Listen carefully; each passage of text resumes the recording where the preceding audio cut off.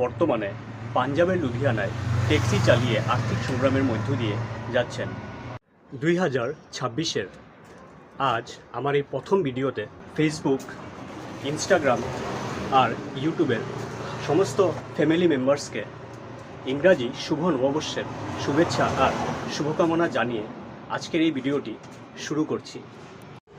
আজকের দিনেই 2 জানুয়ারি 1965 সালে পাঞ্জাবে জন্মগ্রহণ করেন একজন প্রাক্তন জাতীয় স্তরের বক্সার এবং যিনি ভারতীয় সেনাবাহিনীতে সৈনিক হিসেবেও কাজ করেছেন।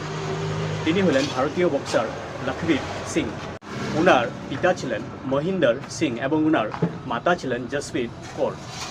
তিনি 1994 সালে হিরোশিমা এশিয়ান গেমসে ব্রোঞ্জ পদক জিতেছিলেন এবং 1996 সালে আটলান্টা অলিম্পিকে ভারতের হয়ে প্রতিনিধিত্ব করেন।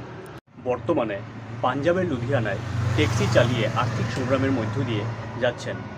যদিও তিনি ভারতীয় সেনাবাহিনীতে কর্মরত ছিলেন, যা ওনার বক্সিং ক্যারিয়ারের একটি গুরুত্বপূর্ণ অংশ ছিল।